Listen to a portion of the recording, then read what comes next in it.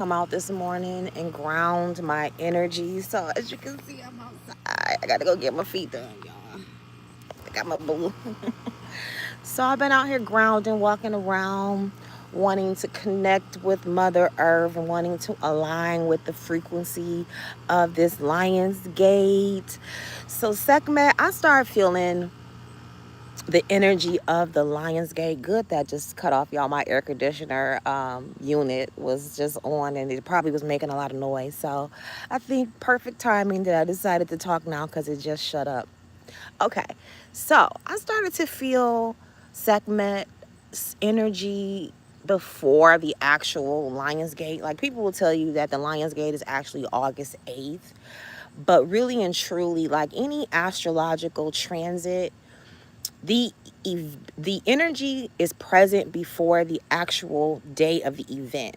Think of it like the light switches back in the day you had on the wall where you had a dimmer and you could turn it all the way up or turn it all the way down. So on the day of August 8th, that's going to be the apex of the Lionsgate. And so that's going to be the day the energy is going to be the strongest. But the energy actually starts to turn up before that. So generally speaking, roughly around the 26th of July is traditionally when we like to say that the Lionsgate portal is opening. So today on August the 1st, the energy for me as someone who is super sensitive to energy, I started to feel this one long before, like I said, August 8th. And we just had a full moon a few days ago. And we understand that the energy of the full moon, like again, other astrological transits, is present for more than just the day of the event. So a full moon roughly lasts around 3 days. And this full moon we had was in the sign of Aquarius. And it was conjunct Pluto. It also in the Aquarius with the north node also in Aquarius. So this full moon was very intense. And then we had Mercury retrograde, or Mercury coming out of its retrograde in the background. So I don't know how that felt for you, but for me, and then Saturn, let's not forget, Saturn just also went retrograde. I think like 2 days ago or a couple days ago, maybe last Sunday, I think it was. How you doing? Saturn went retrograde. So with all of this energy, I felt personally, it was like Pluto went underneath the surface emotionally within us, within our souls, because Pluto go deep, right? Pluto is the planet of death and rebirth. And with the way Pluto works is it goes underneath the surface. It brings up what is blocking you, what is no longer serving you, what you need to release, because Pluto requires us to release. And Pluto asking us to release is not nice, okay? I'm doing well today. How are you? Pluto's release is like, oh, you not gonna let this shit go? Oh, I'm finna cause chaos in your life. Oh, I'm finna make this shit hurt. Oh, I'm finna pick your head and put it under the water and pull it back up and dunk it back in again until you figure out that you got to let this shit go. Like Pluto don't ask you nicely. Pluto will take you through hell because Pluto also is the god of what? Of hell, the underworld.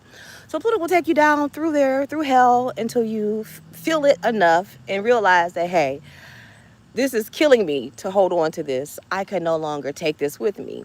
And so with the moon being our dealing more with the emotional side of things, right? And so the moon bringing things also illuminating, bringing things to the surface.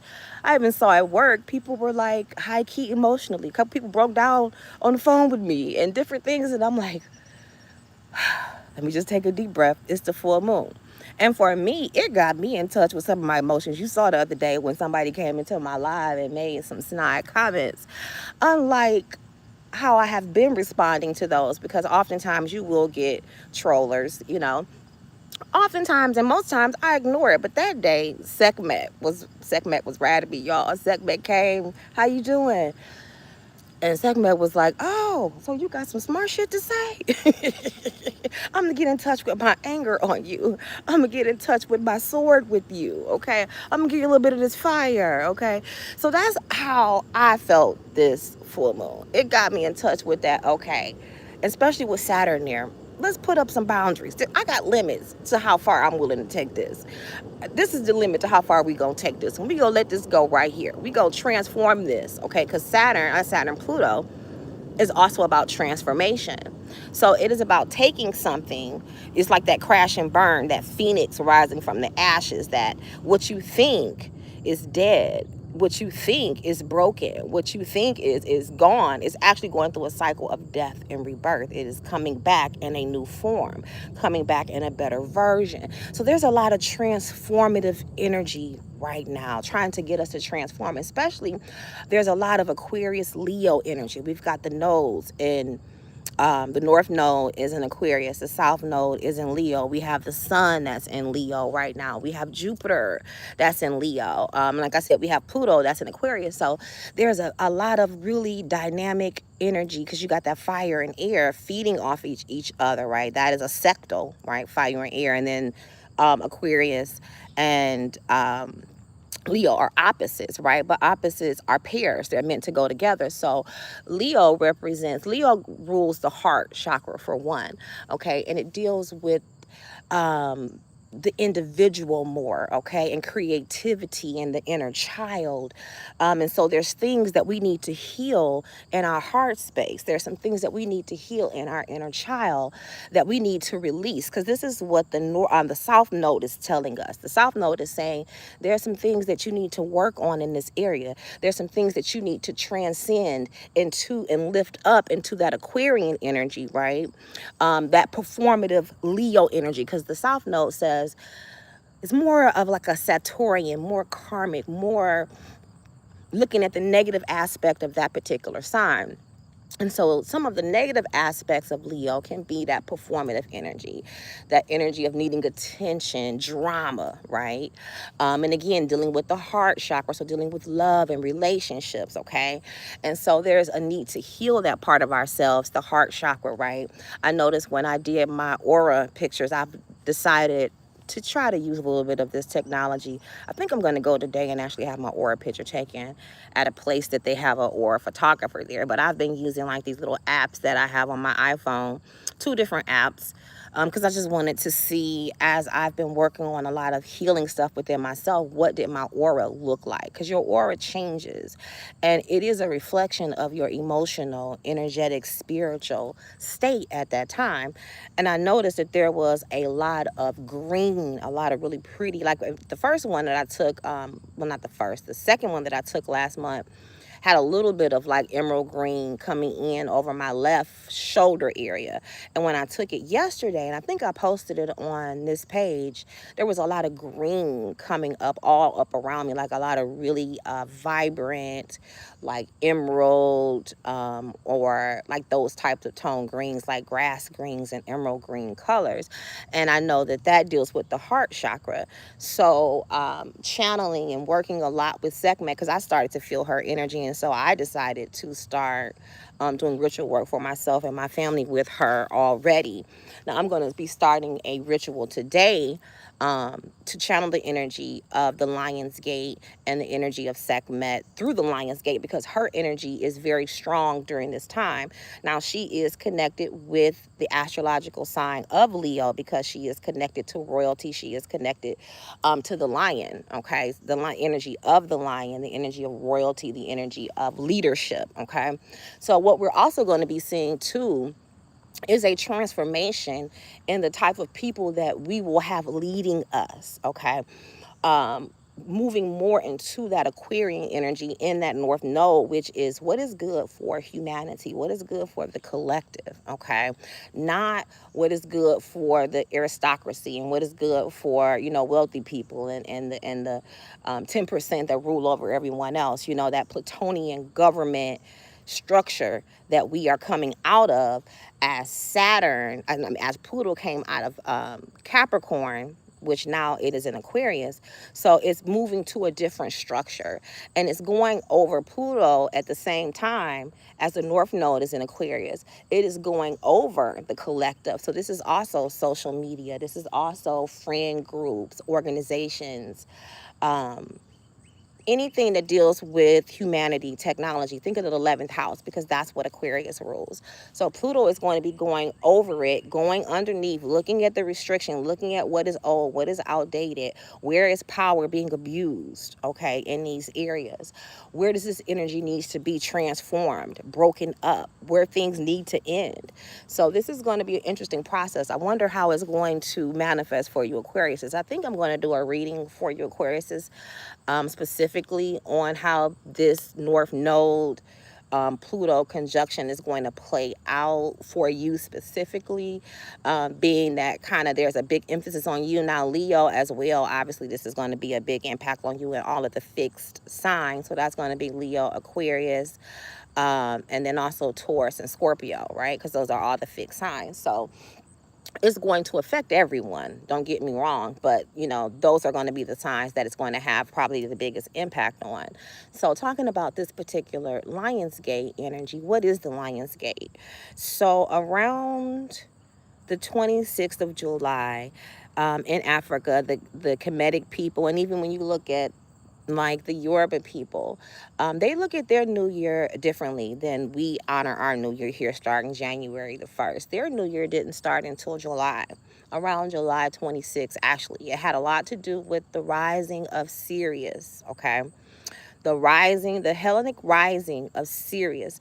Part of it had to do with the Nile, you know, flooding and restoring fertility to the land, but it was also symbolic and spiritual. So Sirius, speaking astrologically of what that energy is like, Sirius energy, I could even give it a little bit of like an Aquarius meets Sagittarius energy. Okay, if I wanted to liken it to astrology, Sirius is our spiritual sun. Okay, and this is why the Kemetic and the Egyptians and so many other indigenous cultures really paid a lot of attention to what Sirius did. Okay, in the Kemet, they had their own calendar based on the cycles of Sirius. Okay, they had separate calendars for different reasons, and some of them were about, you know, when certain rituals had to be done and when certain things needed to be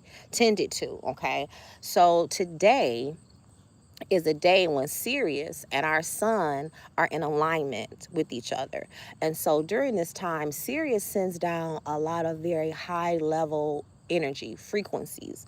Some people would call these light codes, okay? Bombarding us at this time. So if you are sensitive to energy, you may have even been feeling this energy yourself. You may have been feeling like emotionally raw or feeling like emotions moving within you.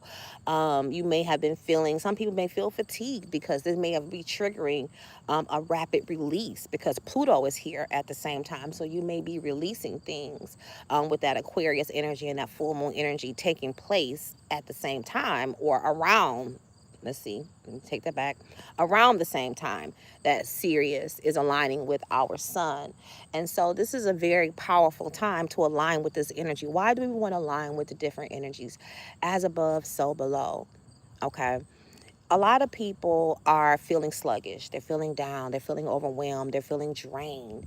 And they don't know what to do with this energy. And it is because they have come out of alignment. Their frequency is probably not at its highest peak at this time. Certain chakras are misaligned or they're blocked and you're carrying certain things, generational things. So when we align with this type of transformative energy through ritual, through prayer, through meditation, through visualization, you know, there are a number of ways that you can align with this type of energy. It will help you to release that. It will help you to transform those things. A lot of people are praying, asking for things, doing rituals, having people doing rituals for you for things. And sometimes the things are not manifesting for you because of your frequency. You are not an energetic frequency match to the thing that you want to manifest in your life, okay? And that means that a lot of the work that needs to be done is internal. A lot of the work that needs to be done is energetic work, and is not necessarily so much of something that you need to do outside of yourself, but what needs to happen inside of yourself. Okay. And so aligning with these type of energies, doing your work, understanding crystals and what crystals, and I'm going to give you a couple things. Like a crystal that you should work with during this time is going to be your golden healer quartz. I have some in the house. I didn't bring it out here with me. But get you some golden healer quartz. Work with your carnelian would be good. Work with your citrine would be really good. For the heart chakra, get you some morganite. I've been wearing this. Your rose quartz, your emerald. This is, okay, this ain't going to be for everybody, but your moldavite for certain people. Okay, now this energy is heavy. And so if you are in a energetic crisis at this time, don't work with the moldavite right now. Okay, rest your moldavite. Okay, because it's going to have you too sensitive, way too sensitive. Get your preonite out during this time. Okay, very good crystal. Get your serpentite, anything with serpent, your anything that's going to deal with the kundalini energy, because what this also does is a lot of people start to go through kundalini activations during this time. And if you have ever gone through a kundalini activation and rising, you know that it's not always fun. It does not always feel good. And you know, things like Reiki, doing certain rituals, working with your crystals, sound healing, you know, even massage and acupuncture is good during this time. This would be a really good time to go see your acupuncturist to help you open up energetic blockages and things that are going on with you. You can purchase my Lionsgate ritual today. You still have time.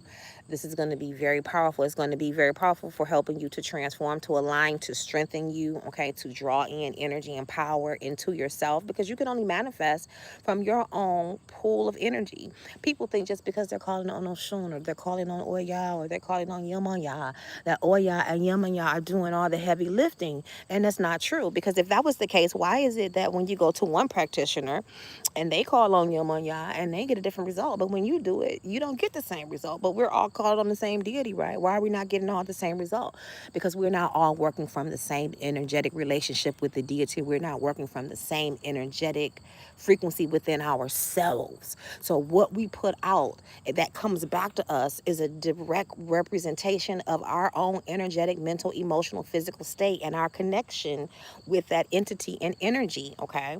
And if you are doing it right, you're not calling on anything that's not an aspect of within yourself. Okay. I can't work with Sekhmet any more than I can work with any other deity unless they're a part or connected to me, as within, so without. So there's an aspect of me that is very Sekhmet. There's an aspect of me that is also very Yomoya. Okay. You can see these things even in my natal chart. You will see these things in your natal chart as you break it down and understand how your energy works. Okay.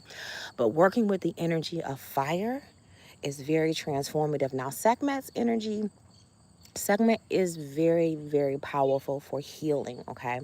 She's very powerful for defense, for protection, okay? Very powerful for that. And believe me, a lot of what people are dealing with, they're thinking is bad luck. They're thinking they're just, you know, having karma. Some of that is spiritual warfare, y'all. We are in a time when there's a lot of spiritual warfare. And you would be surprised. A lot of people whose eyes are not open are not aware. Some of you are aware that there's something going on, because before I was as conscious as I was, I started to pay attention to cycles. And I'm like, okay, this is not just, some of it is generational karma, generational trauma. But some of that generational karma and trauma is repeated because there is spirits behind it, because there is actual entities connected to the bloodline, connected to the people, connected to the trauma, that if you don't address it, you never get to fully address the trauma and fully transmute the energy, because you have to deal with things threefold, though, say mind, body, and soul. Okay, you have to deal with things threefold. So a lot of what people are experiencing as bad luck and things going wrong in your life, sometimes it's spiritual warfare. Sometimes it's the people that you work with and you don't even realize it. Especially if you're in an industry that's highly competitive, okay? Y'all, everybody is not lighting candles to do work on you. I have had to learn this, enter, and understand this, okay? The power is within the person. We are energy beings. People who are Christians, people who are Islamic, people who are whatever religion they can throw at you through their own connection to spirit, okay?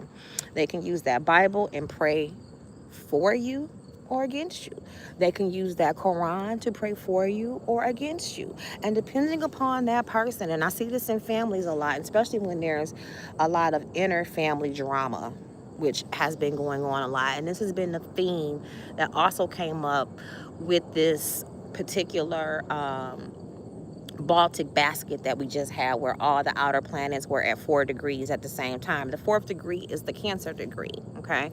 The fourth house is the house that deals with our family and our roots, okay? And so it was really putting a lot of emphasis on generational family things, issues that we're having. And a lot of people, and I've seen this as a pattern, especially if you are the one in your family that is the black sheep, that is the one that's different. There's a reason for that. You are the one that your ancestors have been waiting on. You are the one in the bloodline that's been intended to break this trauma, to transmute this trauma, to break these curses, to end these cycles. But guess what? It's not an easy job, baby. Because there's opposition. And oftentimes the opposition works through your family.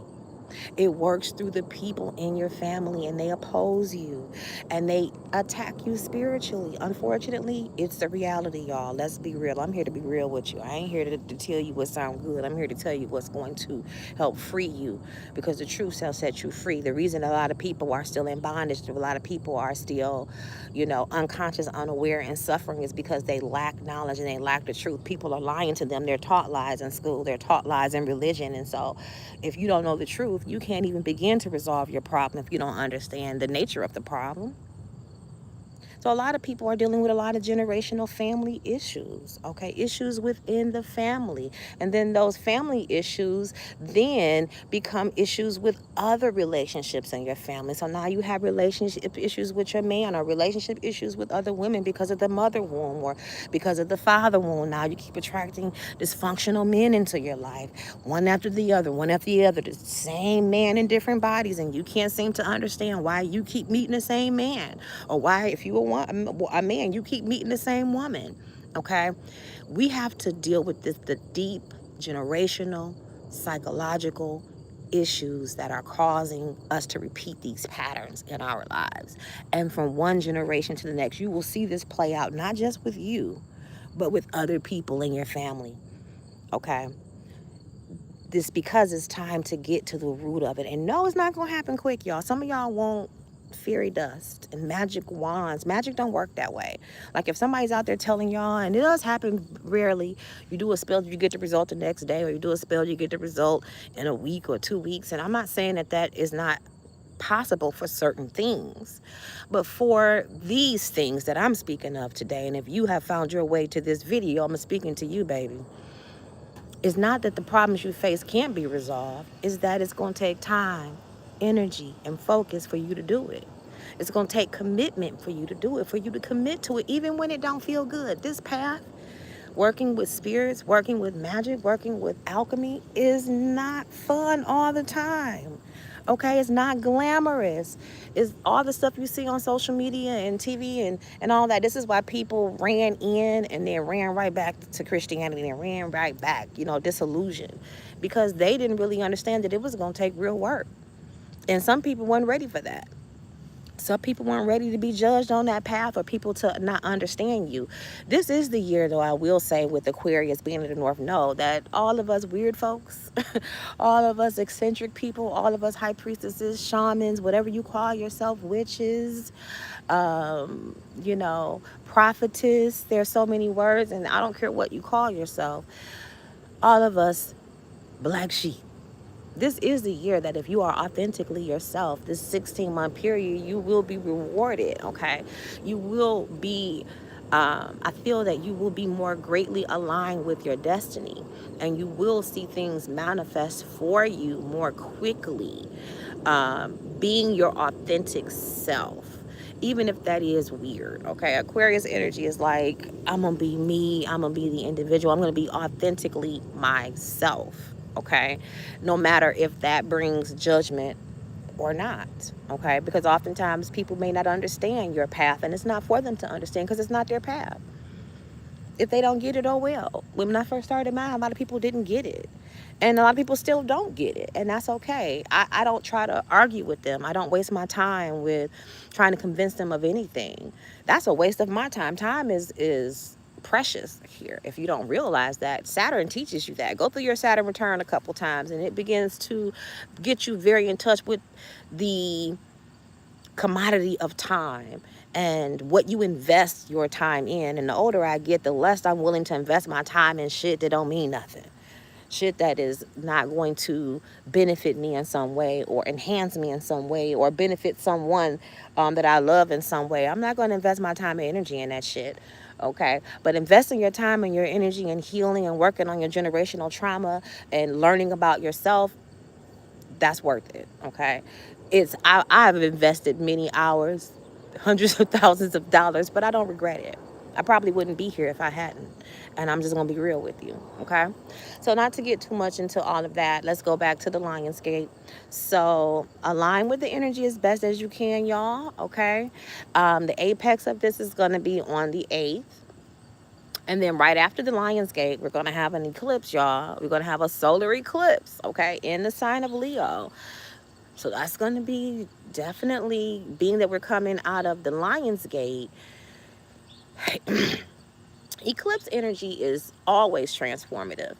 Eclipses bring sudden endings, sudden shifts that can bring sudden endings. Okay, now that it's going to be in Leo, again, that's talking about the heart, that's talking about love and relationships, that's talking about children and creativity. Okay, that's talking about leadership.